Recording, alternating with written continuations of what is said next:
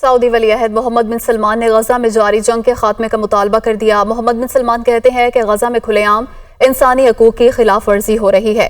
انہوں نے کہا کہ غزہ کی پٹی پر فوجی حملے کی شدید مذمت کرتے ہیں۔ فلسطینیوں کی جبری بے دخلی کو روکا جائے۔ اسرائیلی فوج بین الاقوامی قوانین کی خلاف ورزی کر رہی ہے۔ غزہ میں صورتحال سنگین ہے۔ غزہ کے رہائشیوں کو فوری امداد کی ضرورت ہے۔ اگر امداد نہ پہنچائی گئی تو مزید افراد بھی جان سے ہاتھ دھو بیٹھیں گے۔ حماس کے سربراہ اسماعیل ہانیہ کی پوتی اسرائیلی بمباری میں شہید روی حمام ہانیہ براق اسکول میں ہونے والی بمباری میں شہید ہوئیں۔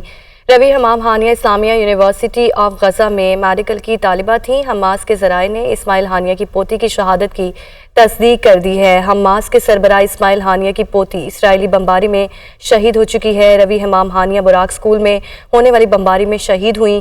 روی حمام ہانیہ اسلامی یونیورسٹی آف غزہ میں میڈیکل کی طالبہ تھیں۔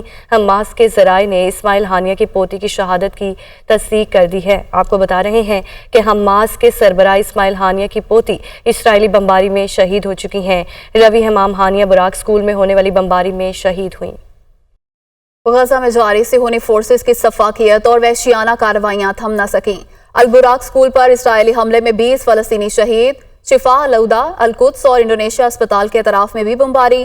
گزشتہ 24 گھنٹوں کے دوران اسرائیلی فوج نے مختلف حملوں میں مزید 266 فلسطینیوں کو شہید کر دیا۔ مجموعی طور پر شہید ہونے والے افراد کی تعداد 11,078 ہو گئی۔ شہداء میں 4,506 بچے، 3,027 خواتین اور 678 بومر افراد بھی شامل ہیں۔ یہ رپورٹ دیکھیے۔ غزہ میں اسرائیلی فوج کی کارروائیاں جاری۔ صہیونی فورسز نے غزہ کے اسپتالوں پر بم برسانا شروع کر دیے۔ البراق اسکول پر اسرائیلی حملے میں 20 فلسطینی شہید۔ شفا، العودہ، القدس اور انڈونیشیا اسپتال کے اطراف میں بھی بمباری۔ صہیونی فوج نے النصر چلڈرن اسپتال اور غزہ بلڈ بینک پر بھی بم برسا دیے۔ غزہ کے 35 میں سے 21 اسپتال مکمل طور پر بند۔ فلسطینی وزارت صحت کے بیان کے مطابق اسرائیلی فوج نے غزہ میں اسپتالوں اور ہیلتھ مراکز پر 270 سے زائد حملے کیے۔ مصر کے صدر عبد الفتاح السیسی اور قطری امیر تمیم بن حمد الثانی کی قاہرہ میں ملاقات۔ دونوں رہنماؤں نے غزہ میں تباہ کن صورتحال پر تشویش کا اظہار کرتے ہوئے غزہ میں فوری جنگ بندی کا مطالبہ کیا۔ ادھر امریکی صدر جو بائیڈن کہتے ہیں کہ اسرائیلی وزیر اعظم سے متعدد بار جنگ بندی کے حوالے سے بات کی ہے۔ غزہ میں جاری جنگ نے ہماری سوچ سے زیادہ وقت لے لیا ہے۔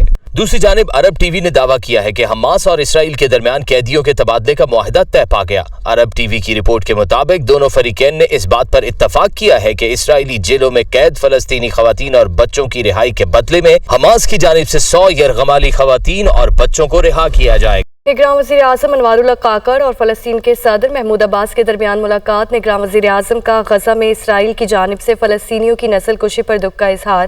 پاکستان فلسطین کی سفارتی اور اخلاقی مدد جاری رکھے گا اور عالمی طاقتیں غزہ میں جنگ بندی اور بچوں کے قتل عام روکنے میں کردار ادا کریں۔ انوار اللہ کاکڑ کی جانب سے مزید کہا گیا کہ دونوں رہنماؤں کا غزہ میں غیر مشروع جنگ بندی اور راہداری کے قیام کا مطالبہ کیا گیا ہے۔